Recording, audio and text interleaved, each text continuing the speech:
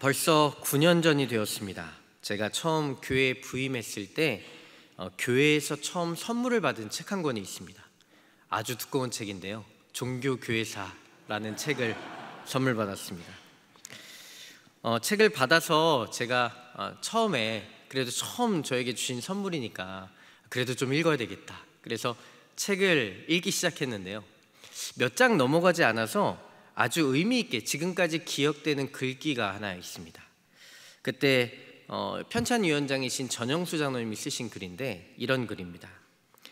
역사는 지난 과거만을 말하는 듯 하지만 과거는 창조적 대안을 제시하고 비전을 가질 수 있게 한다 라는 글이었습니다. 그렇습니다. 보통 역사라고 하면 우리는 단순히 지난 시간에 관한 이야기라고 생각하기 쉽습니다.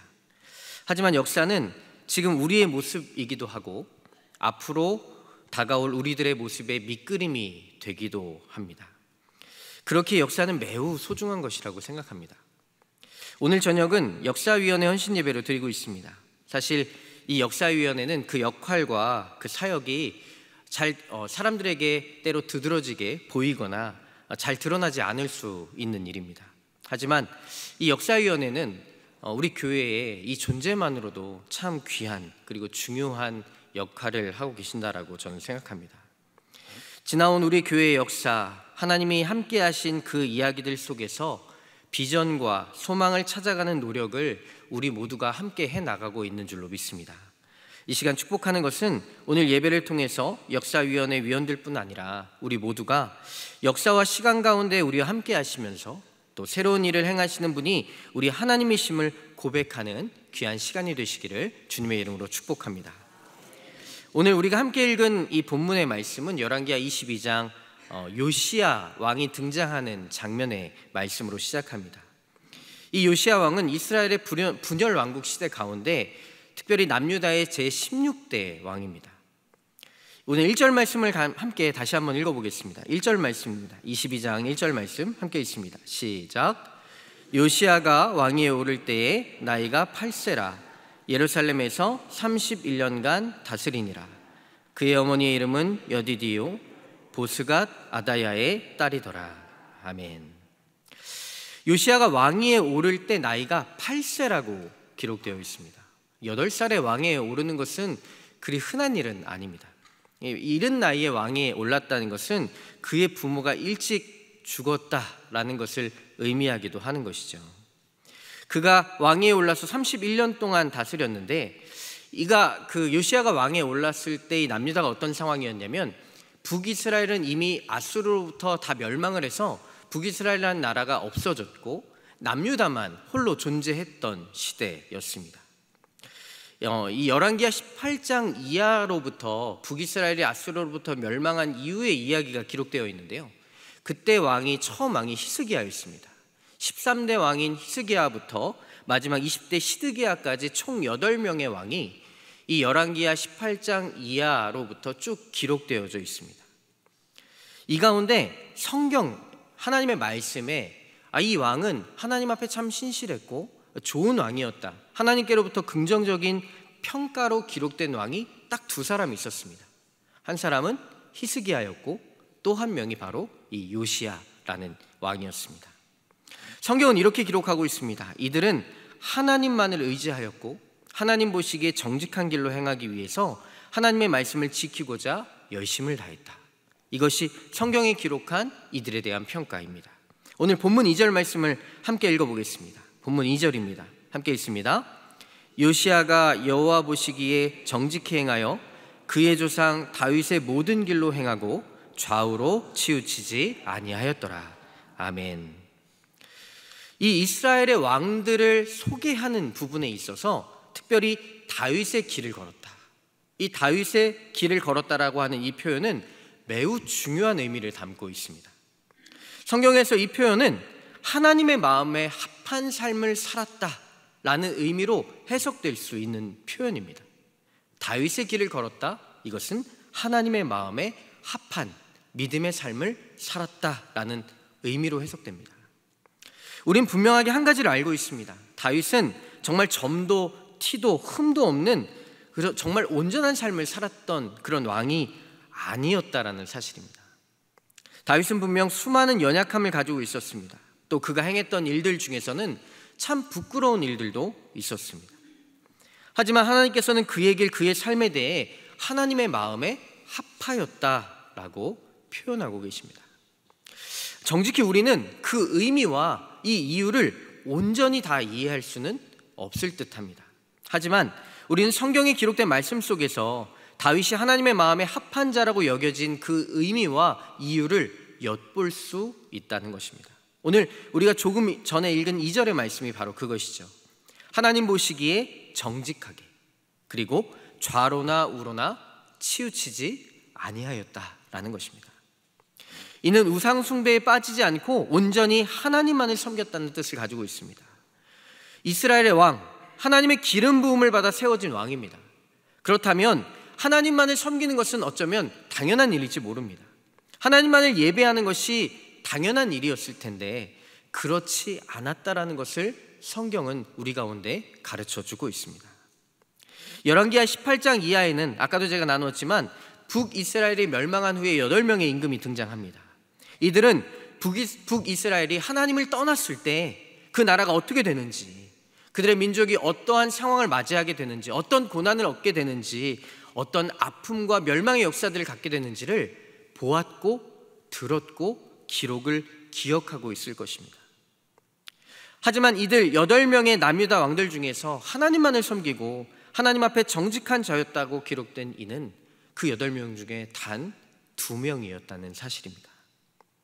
아까도 나눴지만 요시야는 매우 어린 나이인 8세에 왕이 올랐습니다. 이 내용은 21장, 앞선 21장의 내용과 이어지는데요, 21장에 보면 그의 아버지였던 왕이 아몬 왕이었습니다. 그런데 이 아몬 왕은 24살 때 반역으로 인해서 죽게 됩니다. 그래서 그는 큰 아픔과 상처를 가지고 아주 어린 나이에 8살의 왕위에 올랐습니다. 그럼에도 불구하고 그는 그 아픔과 상처를 뚫고 일어섰습니다. 긴 본문이기에 우리가 다 읽지 않았지만 본문 3절 이하에 우리가 1절과 2절을 읽고 제가 8절부터 그 이하를 읽게 되었는데요, 3절 이하에는 서기관이었던 사반, 자신의 옆에서 그 왕의 기록을 했던 서기관이었던 사반을 성전으로 보냅니다. 그래서 성전을 정화하고 성전을 새롭게 바꾸어드는 그런 일들, 그 성전을 수리하는 것을 이 사반에게 명령을 합니다. 2절과 3절 비록 한 절의 차이긴 하지만요, 3절에 넘어가 보면 이렇게 시작합니다. 요시야 왕 18째 해. 그러면 요시야가 약 26살 정도가 된 해입니다. 이 한 절 차이인데 무려 18년이라는 세월이 흘러갑니다. 이 18년이라는 세월이 그냥 흘러간 것이 아니었습니다. 요시야는 그 사이, 그 역사, 그 시간 속에서 자신의 민족과 나라에 대한 끊임없는 성찰을 하나님 앞에서 하고 있었던 것입니다. 그렇기에 그는 자신의 신하였던 서기관 사반을 보내어서 성전을 수리하도록 명령합니다. 오늘 22장은 21장과 매우 연결되어 있습니다. 21장 우리 2절부터 5절까지의 말씀, 여러분 좀 한 장 앞으로 가셔야 되겠지만 함께 읽어보도록 하겠습니다. 21장 2절에서 5절입니다. 오늘 이 말씀과 아주 긴밀하게 연결되어 있습니다. 2절부터 5절까지 말씀을 함께 읽습니다. 시작. 므낫세가 여호와 보시기에 악을 행하여 여호와께서 이스라엘 자손 앞에서 쫓아내신 이방 사람의 가증한 일을 따라서 그의 아버지 히스기야가 헐어버린 산당들을 다시 세우며 이스라엘 왕 아합의 행위를 따라 바알을 위하여 제단을 쌓으며 아세라 묵상을 만들며 하늘의 일월 성신을 경배하며 섬기며 여호와께서 전에 이르시기를 내가 내 이름을 예루살렘에 두리라 하신 여호와의 성전에 제단들을 쌓고 또 여호와의 성전 두 마당에 하늘의 일월 성신을 위하여 제단을 쌓고. 지금 어떤 상황이냐면 히스기야가 모든 산당들을 다 철폐하고 성전을 다 정화하고 수리하였는데 그 다음 왕이었던 므낫세는 바로 이 요시야 왕의 할아버지입니다. 이 조부가 예루살렘 성전을 깨끗하게 정화했던 모든 것들 가운데 다시 산당들을 세우고 그 예루살렘 성전 안에 하나님을 예배하는 예배처소가 아니라 수많은 이방신들을 예배하는 수많은 목상들과 산당들을 세우기 시작합니다. 하나님의 성전이 무너지기 시작했다는 것이죠. 성경에 기록되어 있지 않습니다. 그저 요시야가 8살 때 왕이 되어서 18년째가 되었더라. 그런데 그 사이에 요시야는 하나님을 예배하는 성전이 지금 더럽혀졌고, 하나님을 예배하는 성전이 무엇인가 많은 곳 무너져 있던 것을 보았을 것입니다. 그런 그는 바로 이 성전을 하나님 앞에서 하나님을 우리가 예배하고 하나님만을 온전히 섬겨야 되는 우리의 삶 가운데 이 모든 것들을 바꿔야 되겠다는 마음이 그의 마음에 들었던 것 같습니다. 그래서 그는 이 사반을 보내서 그 성전을 깨끗하게 바꾸기로 하였습니다. 당시의 성전은 진짜 성전이 아니라 그 모양은 성전이었지만 그 모습은 성전이 아니었기 때문입니다. 사랑하는 여러분, 우리에게는 우리 내면을 정직하게 바라볼 수 있는 눈이 있어야만 합니다. 저와 여러분, 이 눈이 우리 가운데 뜨게 해주시도록 우리가 간절히 기도했으면 좋겠습니다. 하나님, 겉모습은 있는데 내 안에 그 내면을 하나님을 떠나 있는 모습이 있다면 무엇보다 그 눈이 뜨여지게 하시고 돌이켜 바른 길을 바라볼 수 있는 눈을 내 안에 허락하여 주시옵소서. 우리가 이런 눈을 가질 때 요시야가 그 성전을 늘 바라보지만 그것에 대해서 정말 하나님께서 이것을 원하시지 않는 것이라는 것을 분명히 깨닫고 바꿀 수 있는 힘은 정말 그 시간을, 그 모습을 정확하게 바라볼 수 있는 우리의 내면의 눈이 뜨여져야 하는 것일 줄로 믿습니다. 요시야가 그의 삶을 돌이킨 데에는 자신이 함께하지 못했지만 역사에 남겨져 있는 아픔과 죄악을 직면할 수 있었을 것이기 때문입니다. 우리 삶에는 좋은 교사들도 있습니다. 오늘 스승의 주일이어서 참 많은 가정에서 우리 교사들에게 수제청도 만들어 주시고 또 편지들도 써와 주시고 좋은 많은 것들을 기도도 해주시고 베풀어 주셨습니다. 우리의 삶에서, 인생에서 좋은 선생님들을 참 많이 만나게 됩니다. 그런데 안타깝게도 좋은 선생님들만 만나는 것은 아닙니다. 때로는 반면 교사들도 존재합니다. 우리는 어떤 상황 가운데서도 그 가운데 하나님을 바라볼 수 있어야 합니다. 좋은 선생님을 만나든 때로는 반면 교사를 만나든 우리는 그 가운데 하나님을 바라볼 수 있어야 합니다. 요시야는 자신의 조부 그리고 그의 아버지로부터 잘못 이어져 온 악습을 끊어내고 이 성전을 수리하기 시작합니다. 그러던 중 하나의 사건이 벌어집니다. 그 사건은 무엇이냐면 이 성전을 수리하던 중에 율법책을 발견한 것입니다. 이것을 대제사장이었던 hil기야가 발견해서 그 서기관 사반에게 보내어 왕에게 전달하도록 만들었습니다.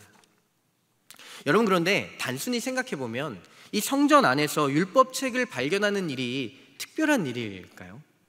성경에 하나님의 말씀이 있는 것은 어쩌면 당연한 일일 것입니다. 그런데 그 당시 성전에서는 이 율법책을 찾을 수 없을 정도로 이 성전이 얼마나 타락했었고 왕들과 대제사장들, 수많은 그 성전 안에서 하나님을 섬긴다고 말하는 이들조차도 율법책을 발견한 것이 특별한 이벤트가 된 것입니다. 이만큼 얼마나 이들 시대가 타락했는지는 우리를 알 수 있습니다. 율법책을 하나님의 성전에서 다 없애버렸기 때문에 하나님의 말씀이 희귀한 시대를 살아가고 있었던 것입니다. 대제사장을 그것을 주어서 왕에게 전달됩니다. 우리 9절부터 11절까지의 말씀을 함께 읽어보도록 하겠습니다. 9절부터 11절까지의 말씀입니다. 함께 읽습니다. 시작.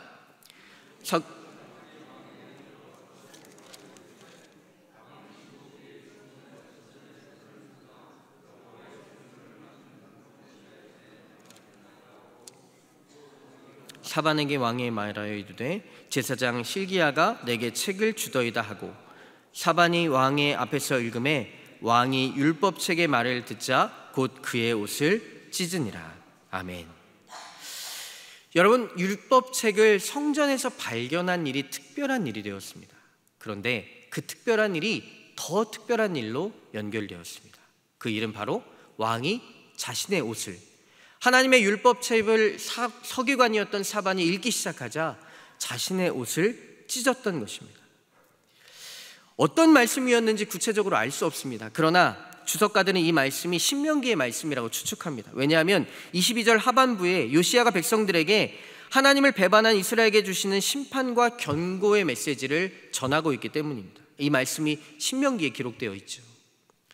이 말씀이 분명하게 어떤 말씀인지 기록되어 있지 않지만 아무튼 이 분명한 사실은 이 말씀이 강하게 요시야의 마음 깊은 곳 그의 폐부를 찔렀던 것입니다. 왕이 율법책의 말을 듣자 곧 그의 옷을 찢으니라. 여러분, 우리가 연극을 보면 깜깜한 무대에 조명이 들어왔을 때 보이지 않던 무대가 보이기 시작합니다. 감추어져 있었고 바뀌었던 상황들, 무대가 막 그 어둠 속에서 막 바뀌잖아요. 그것들을 깜깜한 어둠 속에서는 발견할 수 없지만 그 무대에 조명이 들어오기 시작했을 때 무엇이 바뀌어져 있고 어떤 것들이 그 가운데 있는지를 우리는 하나둘씩 보게 됩니다. 바로 이와 같은 장면을 오늘 이 말씀 속에서 떠올려 볼 수 있습니다. 요시야는 하나님이 비추이시는 말씀의 빛 앞에 그동안 자신이 보지 못하고 깨닫지 못했던 것들을 보기 시작했던 것입니다. 그가 그 하나님의 성전을 바라보면서 무언가 잘못되었다, 무언가 하나님의 성전에 옳지 않은 것들로 가득 차 있다, 이것은 알고 있었지만 근원적으로 이것이 어떤 문제인지, 무엇으로부터 온 것인지 자신의 마음 가운데 온전하게 해결되어 있지 않았던 부분들이 있었던 것입니다. 그런데 하나님의 말씀을 듣는 순간 자신의 삶에 아버지와 할아버지 때로부터 연결되어져 온 수많은 역사의 악순환과 잘못된 고리들과 어둠의 시간들이 하나님의 빛 앞에서 온전하게 드러나게 되어서 그 모든 것들이 한순간 자신의 삶을 꿰뚫는, 마치 영화 같은 장면들이 한순간 쫙 지나가는 것들을 경험하면서 자신의 옷을 찢을 수밖에 없을 만큼 고통과 또한 깨달음의 순간들을 경험했던 것입니다. 왜 우리의 역사가 이렇게 되었을까? 할아버지와 아버지의 삶은 왜 그런 삶을 살 수밖에 없었을까? 왜 북이스라엘은 하나님 앞에서 멸망할 수밖에 없었을까? 남유다가 왜 이런 모습이 되었을까? 이러한 질문들이 한순간 해석되어지는 놀라운 경험들을 이 요시야는 하나님의 말씀 앞에서 하게 된 것입니다. 율법책이 발견되어야만 왕에게 전달될 만큼 당시의 시대는 매우 어두웠습니다. 책을 곁에 놓고 읽을 수 없을 만큼 율법책이 사라져서 사람들에게서도 잊혀진 상태였습니다. 그런데 이 하나님의 율법책이 발견된 것이 하나의 사건이 되어서 하나님의 말씀을 듣고 옷을 찢고 그 하나님의 말씀 앞에서 회개하는 놀라운 역사가 일어났던 것입니다. 하나님께서는 저와 여러분들에게 빛을 비추어 주십니다. 그리고 그 말씀의 빛 앞에서 돌아서는 사람, 자신의 마음을 찢는 그 사람을 하나님께서는 지금도 기다리고 계신 줄로 믿습니다. 옷을 찢는다는 그 행위가 중요한 일이 아닙니다. 중요한 것은 정말 우리의 마음을, 우리의 깊은 어두운 그 마음을 찢는 것, 그것이야말로 하나님 앞에서 가장 중요한 일일 것입니다. 눈에 보이는 종교적인 모습보다 더 중요한 것이 있다면 바로 우리의 어두운 마음입니다. 사랑하는 여러분, 우리의 어두운 마음을 보았을 때 우리의 마음을 찢는다는 것, 그것은 우리의 당연하고 쉬운 선택이 아닙니다.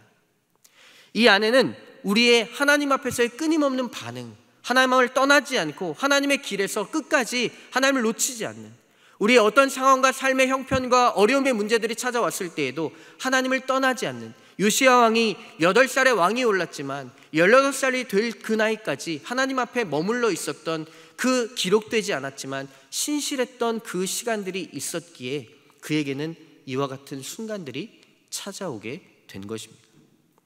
사랑하는 여러분, 오늘 우리가 살아가고 있는 이 시대는 하나님의 말씀이 없는 시대가 아닙니다. 어쩌면 오늘날에 우리가 살아가는 시대는 하나님의 말씀이 넘쳐나는 시대일지 모르겠습니다. 말씀이 없어서 목마른 것이 아니라 주어진 것은 너무나 많지만 우리의 영혼과 우리의 삶이 하나님의 말씀 앞에 반응하지 않는 그런 시대일지 모르겠습니다. 하지만 중요한 것은 말씀이 발견되어야만 합니다. 우리의 삶 가운데 우리의 손에 하나님의 말씀이 들려져 있다고 해서 이 말씀이 우리 가운데 읽혀지고 깨달아지는 것이 아닙니다. 말씀은 하나님의 빛 가운데 드러나야 하며 하나님의 말씀을 통해 우리 가운데 발견되어야 할 줄로 믿습니다. 사랑하는 여러분, 여러분의 삶 가운데 하나님의 말씀이 발견되어지는 놀라운 은혜와 역사가 있으시기를 주님의 이름으로 축복합니다. 하나님의 말씀이 우리 곁에 있지만 그 말씀이 있는 그 상태가 아니라 우리에게 발견되어 우리의 마음 가운데 하나님의 빛을 비추시는 놀라운 역사가 있고 그 말씀의 빛을 통해서 우리의 삶에 해석되지 않았던, 우리의 삶에 이해되지 않았던, 우리의 삶에 깨달아지지 않았던 우리의 시간들이 하나님의 그 말씀의 빛 가운데 해석되고 이해되고 보여지고 드러나는 놀라운 은혜와 역사가 있는 저와 여러분들의 삶이 되시기를 주님의 이름으로 축복합니다. 사랑하는 여러분, 말씀의 빛 가운데 드러난 우리의 어두움을 바라보며 우리의 마음을 찢는 그것은 하나님의 은혜가 반드시 있어야만 합니다. 하나님의 은혜가 없이는 우리 스스로 우리의 행위적으로 옷을 우리가 찢을 수 있을지는 모르나 우리의 마음이 돌이켜지는 데에는 절대적인 하나님의 은혜가 필요합니다. 그렇기에 저와 여러분들은 날마다의 삶 속에 하나님의 은혜를 구하여야만 합니다. 우리가 단 하루도 하나님의 은혜 없이는 살아갈 수 없는 존재임을 하나님 앞에 간절히 구하며 나아가야만 합니다. 누군가 인생을 이야기할 때 B와 D 사이에 끊임없는 C를 살아간다라고 이야기합니다. 이 말은 벌스와 데스, 태어남과 죽음 사이에 있는 초이스, 끊임없는 선택들을 우리는 살아간다라고 이야기를 합니다. 하나님의 빛이 비추어지고 있음에도 불구하고 우리는 그것과 상관없이 살아갈 수 있는 우리의 선택이 있습니다. 반대로 하나님의 빛이 비추어지고 있을 때 우리의 마음을 돌이켜 끊임없이 하나님 앞으로 우리의 삶을 선택할 수 있는 수많은 선택들이 저와 여러분 안에 있습니다. 사랑하는 여러분, 찢어지는 것은 아픔이지만 그 찢어짐이 있을 때 하나님의 싸매어 주심, 하나님의 회복시키심, 하나님의 치료하심을 경험하게 될 줄로 믿습니다. 저와 여러분이 걸어온 삶의 시간, 그 역사 속에서 지난 시간이 그저 상처나 아픔으로 머물러 있지 않기를 주님의 이름으로 축복합니다.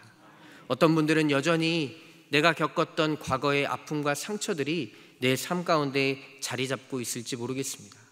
어쩌면 오늘 이 말씀에 등장하는 요시야 왕도 8살 때 그 부모를 잃고 이른 나이에 왕이 된 그런 아픔을 가지고 있었습니다. 그러나 그 아픔 속에서 그가 하나님을 떠나지 않고 18년의 시간 동안 그가 묵묵히, 성경에는 기록되어 있지 않지만 하나님 앞에 끊임없이 그의 삶을 다하여 서 있게 되었을 때 그가 하나님의 빛을 만나고 자신의 삶이 정말 깊은 곳으로부터 돌이켜지는 놀라운 은혜와 역사를 경험할 수 있었다라는 사실입니다. 때로는 우리는 살아가는 인생의 수많은 시간들 속에 어느 한순간 내 삶의 문제들이 온전히 해결되지 않고 이 답이 풀리지 않는 문제들을 가지고 살아가고 있는지는 모르겠습니다. 그러나 우리가 하나님 앞에 서 있을 때, 하나님의 은혜의 빛이 우리를 비추어주고 있을 때 우리는 그 빛 아래에서 하나님의 은혜로 말미암아 우리가 이해하지 못하고 깨닫지 못했던 그 놀라운 모든 것들을 하나님의 그 빛 안에서 깨닫게 되는 놀라운 은혜와 역사가 있게 될 줄로 믿습니다. 오늘 올해 우리가 처음 이 한 해를 시작하며 담임 목사님께서 호세아서 6장 1절의 말씀으로 올해 우리 교회의 표어를 세우셨습니다. 오늘 이 말씀을 준비하면서 그 말씀이 떠올랐습니다. 오라 우리가 여호와께로 돌아가자. 여호와께서 우리를 찢으셨으나 도로 낫게 하실 것이요 우리를 치셨으나 싸매어 주실 것입니다.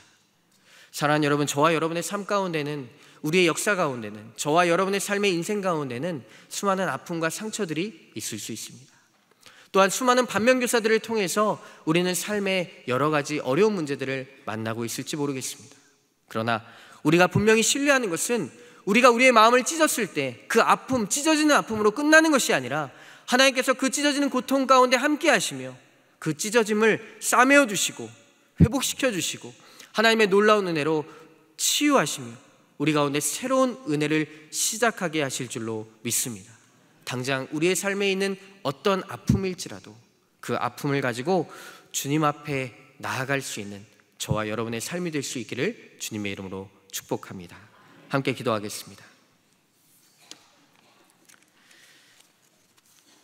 사랑과 은혜의 하나님, 123년 전 이 땅에 종교교회를 세우시고 지난 123년의 시간 동안 우리 안에 기쁨과 슬픔, 때로는 아픔과 환희, 수많은 우리의 감정과 수많은 일들을 겪어내 이 순간 이 자리까지 에베네셀의 하나님으로 인도하신 그 하나님을 찬양하고 고백합니다. 오늘 이 순간에도 하나님의 역사를 만들어가고 있는 귀한 하나님의 성도들, 또 목회자들, 모든 장로님들, 모든 성도들 한 사람 한 사람 하나님 긍휼과 은혜를 베풀어 주시옵소서. 우리의 삶의 어떤 어려움과 문제 가운데에서도, 우리의 어떤 상처와 아픔 가운데서도 하나님께서 회복하시며 치유하시며 하나님만을 온전히 섬기며 하나님만을 예배하는 자들, 정직히 하나님 보시기에 바른 길을 행하는 자들에게 하나님께서 선한 길로 인도하신다는 그 믿음의 고백이 우리 사랑하는 모든 성도들의 삶과 입술로, 그들의 모든 인생으로 고백되게 하여 주시옵소서. 역사위원회의 모든 헌신과 그 섬김 위에 하나님 함께하여 주시고, 그 과거로부터 현재, 앞으로의 미래의 시간들, 모든 순간순간들마다 하나님께서 우리를 이끄시고 붙들어 주신다는 그 믿음의 고백이 우리 역사위원회와 우리 모든 종교가족들 위해 고백되어지는 우리 모든 종교가족들 되게 하여 주시옵소서. 함께 하실 주님을 기대하며 예수 그리스도의 이름으로 기도드렸습니다. 아멘.